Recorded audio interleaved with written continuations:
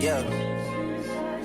Poppin' Tea Squad, it's your girl Keisha, and I am here with tonight's All Tea, All Shade, Loving Marriage Huntsville Season 4, Episode 24 review. I drop videos Monday through Sunday. Everything that I say is for entertainment purposes only and not to be taken seriously. So if that works for you, then let's get into tonight's review. But before we do that, I want to let you guys know that next Thursday at 6 p.m. Central Time, I will be dropping my interview with Melody. I asked her all the questions you guys have been dying to know, so please tune in and support, you guys. We want big numbers for this interview next Thursday, me and Melody, 6 p.m. Central Time on the Color Me Pynk channel. Now let's get into tonight's review. So all the guys, all the husbands meet up to play a game of basketball. And for once, y'all, Martell did not have on them goddamn loafers. I just knew he was going to come in there with them loafers. And you guys know I asked Mel about them damn loafers. Y'all know I'm ignorant. Y'all know I was going to ask child. So after they get done playing their geriatric game of basketball, they sit down and talk. And Stormy's husband, Courtney, lets the guys know that he wants to get into commercial real estate. And I saw the wheels turning in Martell's head like, how can I get in on this? I need a job. I need the money. But Marceau spoke up first and was like, that's what I, venture in. I can help you with this. So he was like, yeah, help me. He was like, I just need somebody, to guide me and for me to be able to invest the money. So he then tells the guys that Stormy is getting all the girls together, just to have a lunch. And they was like, dude, make sure you have security because I don't know how in the hell that's going to work out. So he was looking kind of nervous, like, for real, for real. And I'm like, did you just not see what happened at Madani? Like, yeah, you do need security. So Martell lets the guys know that Melody and him are really at that time doing good at co-parenting. They're focusing on the children, and that she invited him to go on a family trip to Destin, Florida, where they used to do their family vacations. So they asked him, how does he think that it will affect the kids? And he was like, they understand that we're divorced, that we're not getting back together, that this is about making them happy, and that, we're not, getting back together. But Maurice interjects and was like, but kids always have that hope deep down inside when they see their parents in an environment like that they will get back together. And I agree. And me and my parents were never even together when I was born. I never saw them in a relationship, but I still always hoped as a kid that they would be together. Like, you just want that family knit, you know what I'm saying? So I agreed with Maurice, that the kids probably do still low down, deep down inside, have that hope that their parents could one day maybe get back together. I think as they get older and start to learn more things, that idea will go away. But as of right now, yeah, you can't tell me they don't feel that way. So we then see Mel and Stormy meet up together, and Mel tells her about the dinner that the Core Six had and how she was so proud of herself that when Tisha, made some little smart comments, she didn't even react to her. And in her confessional, she states how, Tisha likes to play dumb. She likes to play naive and oblivious to things and make excuses for her mom and Marceau. And it's just really tired at this point. Us, the viewers, are tired of it. The cast mates are tired of it. Hell, her husband is tired of it. So I don't know when Tisha gonna stop with the foolishness. I really don't. So Stormy was like, does that mean that you and Tisha are friends now? And Mel was like, absolutely not. I'm not looking for no friends. No, ma'am. No, sorry, Bob. And Stormy was like, well, I'm planning on inviting all of you ladies to this little lunch event that I'm going to have. And Mel was like, oh, really? Is that what you have planned? Now, just because I had dinner with these bitches don't mean I want to hang around these bitches. That was the energy she was giving off. So Mel is like, what is the point of you wanting to get all of us ladies together? And Stormy was like, to heal things between everybody. And Mel was like, been there, done that. And I don't have anything that I need to heal with anybody. And I'm like, well, at least she honest. So she was like, I don't know, girl. I'm gonna have to think about this one. I don't really know. If I was male, would I go? No. Because you already know it's about to be some bullshit. So why even involve yourself? Um, we then see Marceau and Courtney meet up and they discuss the whole commercial real estate venture. And he asks, will Stormy be involved? And Courtney was like, yes, we do everything together. And Marceau was shocked by that. He was like, yeah, because we don't. He was like, Tisha handles the home and he handles the business. And Courtney was like, I think y'all would make more money if y'all worked together. Me and Stormy made 20 million, together. And Marceau was like, well, we made 17 apart. I need to see this $17 million, child. I really need to see it. I really need to see it. I need to see it. That's all I got to say. I need to see it. Where is it at? So, Courtney is trying to, just let him know that it's okay to let a woman lead. If she got it, let her go ahead and do it. And he even says to more, so I just think you have a problem with working with women. And he was like, no, I don't. I just don't want to, work with my spouse and then got to go home to it. He was like, it was too much. Well, when it comes to the discussion of women and business, you already know Marceau is going to be very chauvinistic in that sense. So that was a conversation and breath wasted, honestly. We then skip over to Kimmy and Maurice. They're at their home. Their theater room is finally complete. And they're going to have like a pig out night. He's made hot dogs and things and some chocolatey alcoholic drinks. And they sit down and they discuss what's going on with Kimmy. And in her confessional, she says that in June of this year, she found a lump in her breast. So she reached out to her doctor and she did even more self-examinations on her breast and she found a second lump. And one of the lumps is on her lymph node, which, woo, Lord Jesus. If you know anything about breast cancer, like I've had to learn, that's scary. And then she had another one, the other lump was in her actual breast. So, of course, she is scared. Now, I've known that Kimmy had breast cancer for quite some time. I, of course, couldn't let you all know that. I kind of hinted around to it. But it's sad. It really, truly, honestly is, me being a person that has gone through breast cancer myself, the whole process of finding the lump and waiting for the results and all the tests. And it's so scary because you literally are faced with death. You know what I'm saying? And the possibility of dying and what will you do and how do you prepare your family? How do you prepare yourself? Why is this happening to me?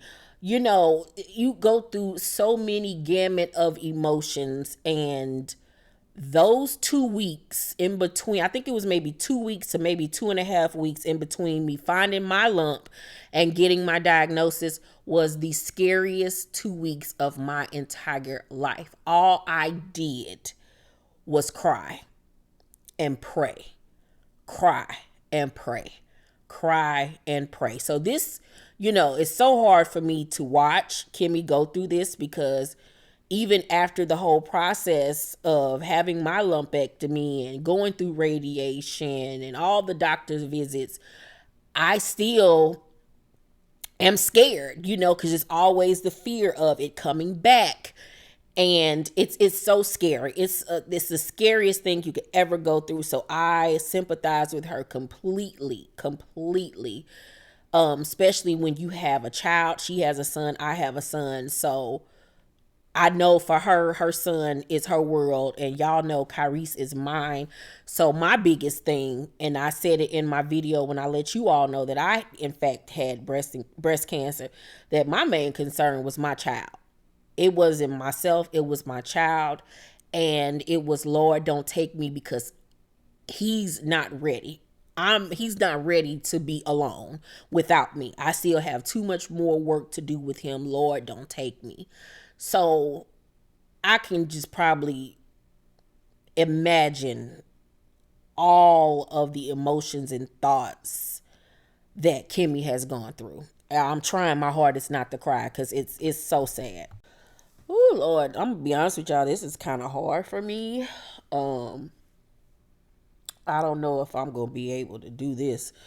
Um, Kimmy talks about in her confessional that she thought about not filming, but after thinking about it, she decided why not, because it could help somebody else. And I thought about not telling you guys when I went through my whole initial thing with breast cancer. But then I changed my mind and I was like, no, I'm not going to hide anything. I'm going to take you all on this journey with me because it could help somebody. And it did. I got so many inboxes and emails from people saying I got a mammogram because of you. Unfortunately, I got some that said I did a mammogram and I found a lump, but it was because of you that I actually, know, you know what I'm saying? Oh Lord. Maurice was like, he understands that she likes to do things on her own, but basically he wants to be there for her. And Kimmy was just like, I don't want to fall apart. That's why I would rather like do it alone. And she was like, and then I don't want y'all thinking the worst. And I fully understand it. I fully get that. I so get that because you are in a mind state of fight or flight. Like, it's like your whole world is just turned upside down. Whoo, Jesus. I'm sorry, y'all. I don't mean to cry. Shit. But when you so used to being the strong one for everybody, even when you going through something like that, you just want to continue to be the strong person and take care of everybody, even though you need to let others take care of you. And when she spoke about, whether or not to tell her friends and stuff, that hit home for me because you got people calling you, want to check on you, which is a blessing. You know what I'm saying? But you don't want to talk about it over and over again and cry and worry. So what I did was to keep everybody in the know that meant something to me. I would send out a mass text separately to everybody, letting them know exactly what was going on and what was said, and just telling them, here's the news. Give me time to deal with it, and I will reach out to you. And thankfully, the people in my life respected that and let me have my time to digest everything that was going on. I know for myself, once I got the diagnosis, the crying stopped immediately for me, and it became fight time. It became, okay, I'm stage 1, HER2 negative. What do I have to do to survive? And I went into fight mode at that point. Crying was not necessary. It wasn't wanted. It wasn't needed. What do I have to do to fight this? And it was go time after that. It was almost like a relief when I found out exactly what I had. So I understand exactly what, like I said, Kimmy was going through, because she stated that she had not had her biopsy yet. And the biopsy is, when you find out exactly what your diagnosis is at that point. And she was basically saying, if she acts like it's not a big thing, it won't be a big thing, and I have my family and friends saying it'll be fine. It's going to be nothing. I knew the moment I found that lump in my left breast, I knew it right then and there that I had breast cancer. There wasn't no ifs, ands about it. Couldn't nobody tell me different. I already knew. What it was. She also talked to Maurice about writing the will. Your doctors even talked to you about that. which is very, very important. I've had a will though written for years, years and years and years and years, especially since I have a business and everything that I run. So that is a very important conversation to have, period, whether you're sick or not. But yeah, it's just unfortunate and sad. Sorry for crying. Sorry for getting in my feelings. It's just brought up a lot of, emotions. Okay, so I have to take a minute to gather myself. All right, so we get to the peace party. It's at Stormy's house. She has everything decorated beautifully. She has a violinist there. It's just top notch. Mel and Tiffany arrive first, and then Kimmy gets there, and she lets us know that she's not going to let the girls know what's going on until she has, the diagnosis from her doctor. Tisha arrives, and she and Mel, from what we saw, did not speak to each other. Destiny and her cousin Demi arrive, and she lets us know that she invited her cousin for backup so she could have somebody there to have her back. I didn't understand why that was necessary or needed, because according to Destiny, she big bad Billy Goat. So why would she need backup or anything? None of the other ladies are bringing backup or anything like that. I didn't understand what that was for, why it was necessary, but it is what it is. But even Mel questioned it in her confessional. She was like, who brings backup or security to a peace party? And I want to know the same thing. So Stormy was like, I didn't know you were bringing a guest. She states it like 5 times because that's rude to bring somebody to someone's home and not ask them. Like, you just don't get to bring motherfuckers into my house. Now, it would have been wrong if she would have said, I don't know you. She didn't let me know you were coming, so I'm gonna have to ask you to turn around and leave, because you don't do that. But this is Destiny that we talking about. She is so uncouth. She is just she is just annoying to the 10th degree. I want her off of here. Off of here. Off of here immediately. I do know that there's going to be a cash shakeup. I can tell y'all that much. It will be a cash shakeup for season 5. I can't tell you who's going and who's staying, although I know. But there will be a huge cash shakeup. So Stormy basically lets the ladies know that she just wants peace at this point. She wants peace. She wants to pick up where Kimmy left off with the Valentine's Day event and just see if the ladies can get along with one another. Stormy has all the girls do mantras, and she starts off, then Mel does hers, and Mel's is basically like she wants peace and da-da-da-da-da. And here go Destiny coughing, being passive aggressive, being childish. Like, oh my God, I would have kicked on her shin. However, Mel in her confessional Destiny did hers next. And she was basically saying that she's thriving. She's out of that bad place that she was in. And Mel in her confessional was like, it don't matter who the woman is, especially I know how it is going through divorce and starting all over again. And she was like, I'm happy that Destiny is in a better place. And that was really nice of her to still be able to be positive towards her, even though she continues to be negative towards Mel. So Kimmy goes, and she of course gets emotional, and her mantra was, I can overcome anything. And she's emotional, and everybody's like, Kimmy, what's wrong and everything, and giving her hugs. And Stormy asks, what is it? And she was like, she doesn't want to talk about it yet. But everybody knows that it got to be something, because Kimmy isn't the type to get very emotional or cry.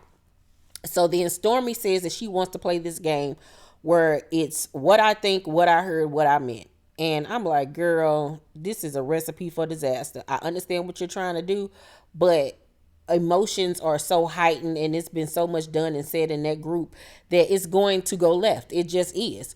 So Destiny was like, I don't think we'll get to a peaceful place playing that game, girl. I don't know about that, Bernie. But they decide to do it anyway. And Tiffany in her confessional was like, is this group therapy? Because y'all already know how I feel about group therapy, child. Oh, Lord. I'm so tired of her and them paisley print dresses. So when it comes to Tiffany's turn, she was like, she's never had anything where there was any kind of confusion. And this Destiny was like, girl, bye. And so Stormy was like, you sure? Like, there's nothing with anybody here? And she was like, well, obviously with with Destiny. And Destiny was like, oh, that's what we're going to do. Let's go then.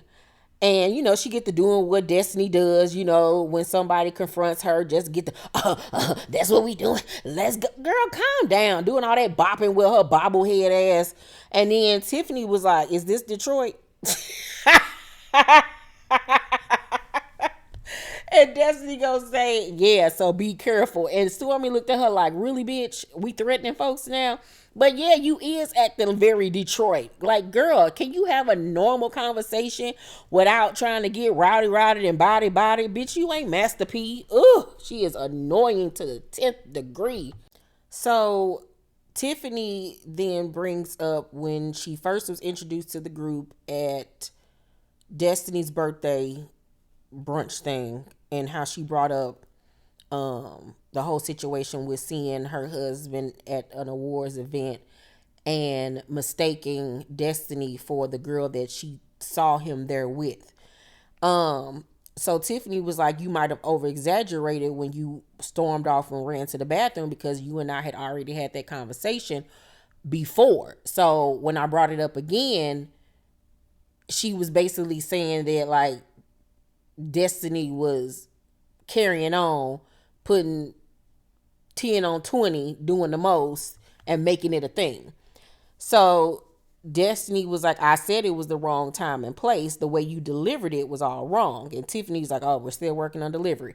They had a little snide words back and forth to one another. And Destiny was like, the funny part about it is the woman that she thought was me was actually Melanika. And everybody is shocked. And she was like, they won an award together. No, they weren't together. They won an award together. I'm like, you sure? Because Melanika looked like she a fuck your man. Okay? So when it comes to Destiny and Tisha's turns, they both decide to skip because they don't have anything that they want to correct with anybody there. Then they get to Mel, and Mel was like, what I'll say is, when I went to Madani's grand reopening, what I said was hello to Destiny by name. I felt like she said I didn't speak to her, and I did. Destiny was like, I definitely didn't hear you speak. And Mel was like, well, something happened, And she was like, because I spoke to you and I spoke to Kimmy. So Stormy, or either she said Tisha, I can't remember. So Stormy was like, well, knowing that she did speak, does that change things for you? And Destiny was like, no. Girl, that little heifer just can't be wrong. She just cannot be wrong. Girl, oh my gosh, she is exhausting. I have never seen a more miserable person in my life. Jesus Christ. Overall, I'll give tonight's episode of Love and Marriage Huntsville an A, and I hate that it was an A for such sad reasons, but it will help bring awareness to breast cancer. You guys, whether you're male or female, please do your self-checks on your breast. If not twice a month, but once a month, if that. But please do self-checks. If you're 40 and over, please make sure you get your mammograms every year, ladies. It is life or death.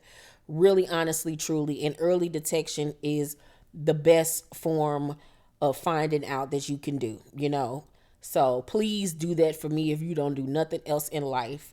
I love you guys. Make sure to thumbs up this video, like and subscribe, and hit that notification bell button. And remember, next Thursday at 6 p.m. Central Time is my interview with Mel. Love you guys. See you on the next one. Bye.